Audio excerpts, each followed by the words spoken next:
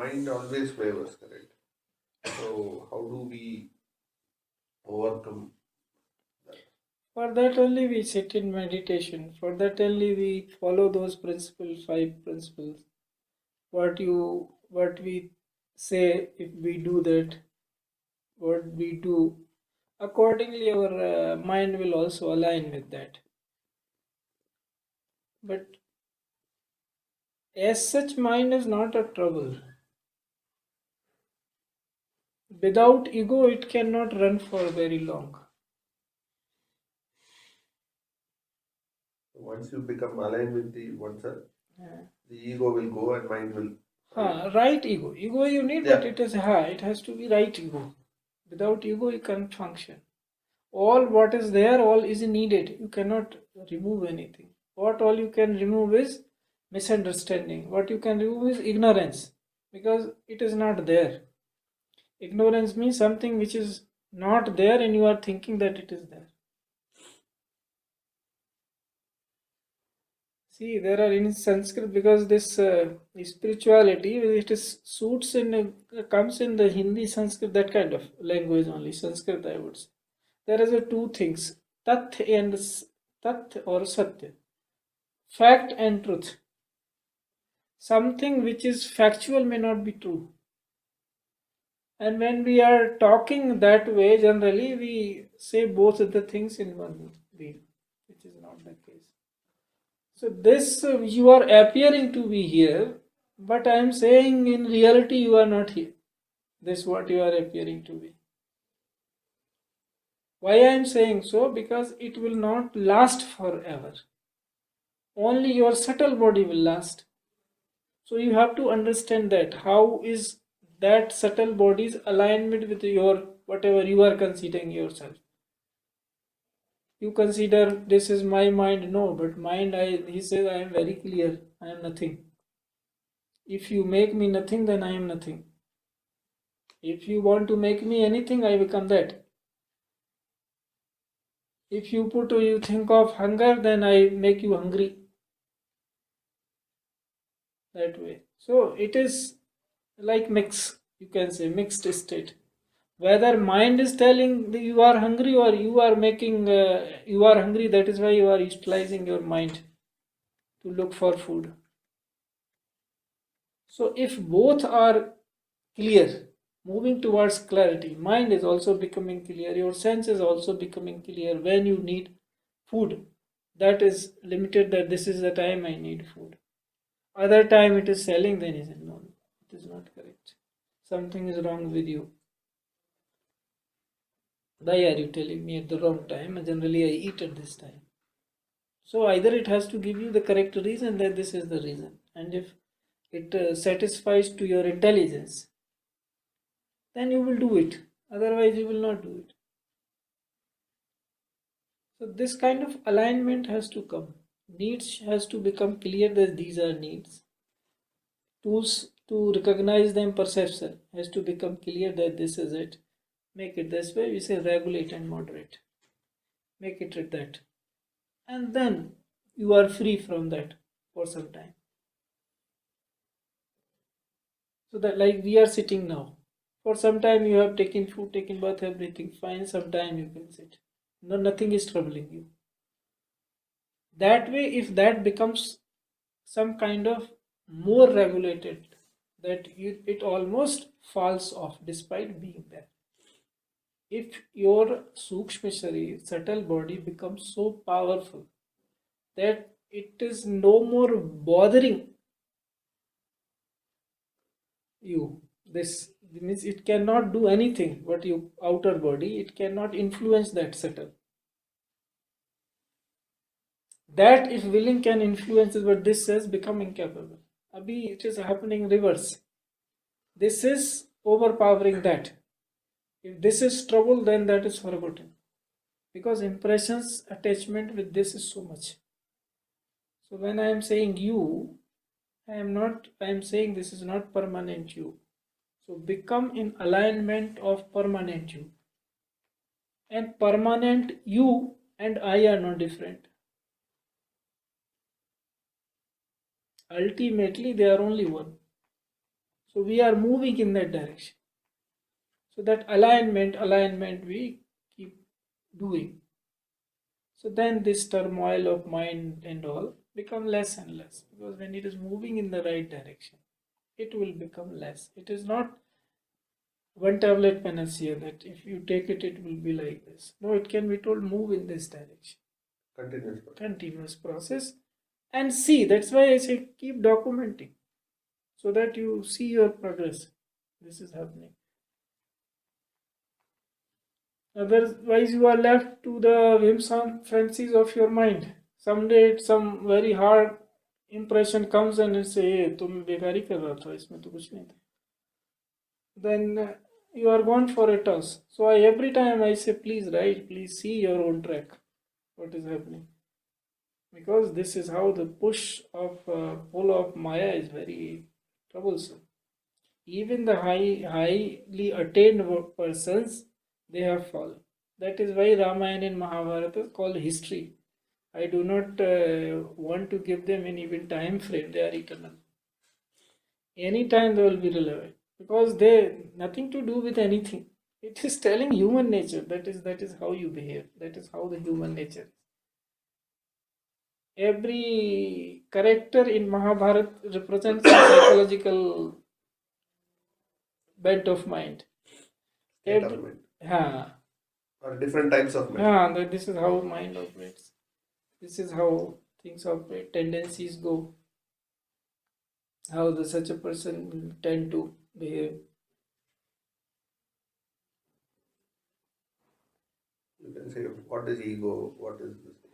Different even conditions. The more you see, that's why it is infinite. More deep you go, you see everywhere some different thing.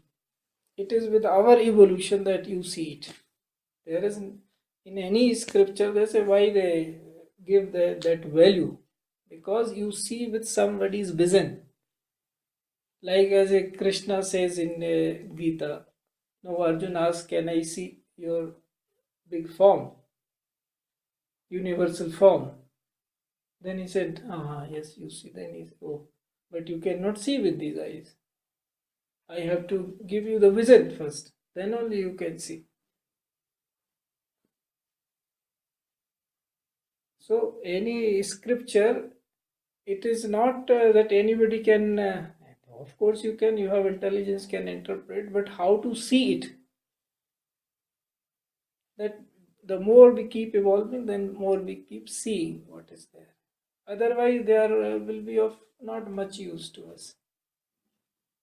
So in the beginning, they are told that you read that you at least read good things. So I used to say, no, if you read a good book, that is also okay. But these are infinite things where you go deep and deep in the sea. So what you're saying is once your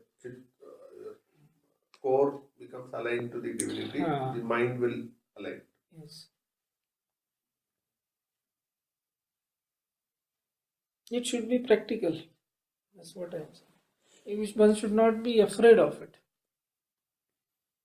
Because character means courage. It is about you. You got one life. And how to make best use of it. One should keep pondering over this. How to make best use of one's life.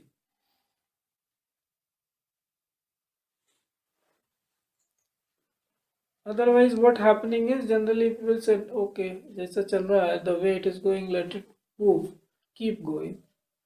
Whatever happens next, we will see next. And that is why they keep roaming into these two conditions. They do not reach to the seeking position. Seeker means he's all the time looking what for this is. Has it any meaning? Why it is there? What for it is there? All kind of question about one's identity, one should question. Who am I? Isn't it? Then only we leave that footprint. So our children will question and they'll go in correct direction. If we go right path, those who are with us, they will also go on the right path.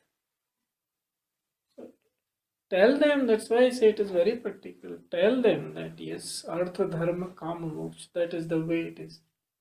You, to survive, you need some alignment with the economic system. Then only you can do, otherwise you can't sit. Yes, but that is the limit.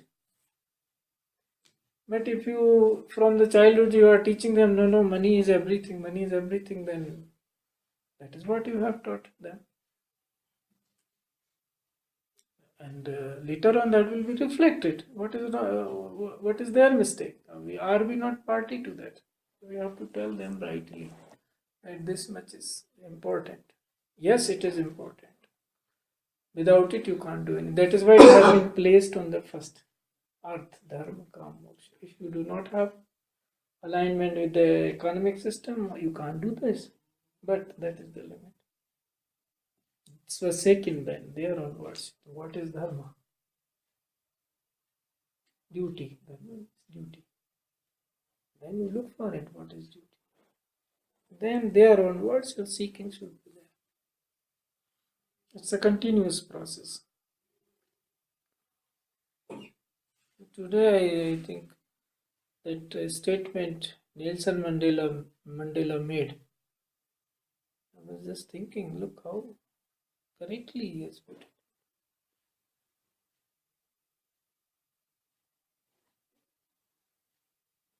That is everywhere. It is almost a spiritual statement. That people are scared to admit how big they are, because that puts them in trouble. It requires courage. So they run away and make themselves. So they aim small.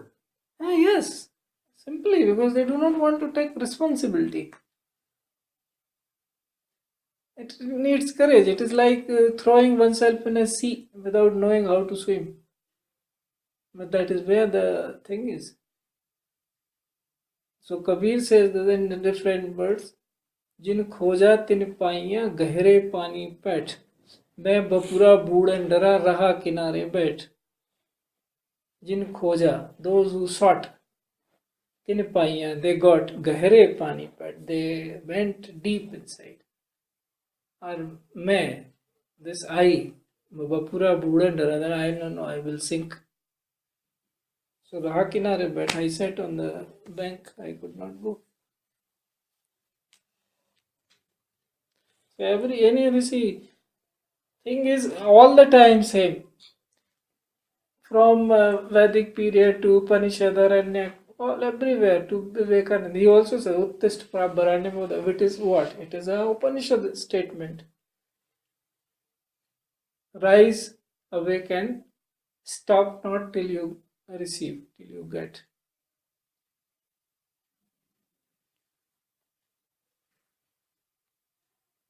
So that is basically which people do not understand, or understand and don't want to tell. It is all about courage. It is not for timid heart. Seeking is for the lions, because you never know where will you go. It is immense. Where your duty lay, what role you have to play, because you are becoming conduit to the ultimate. All meanings, all which people, because they did not have courage, they found it easier to align people the way they were living. So they started giving small meanings, like sacrifice. Sacrifice is not killing some animal or somebody. Sacrifice is this, that you have given yourself up to the ultimate. Nothing is of yours. It is living sacrifice every moment. That is not one cruel act you did away with somebody's life and you said, I have sacrificed. It's nonsense. But it is I'm saying it is very sweet and satisfying. Moving towards that direction, that is why people go. Otherwise, you will not go.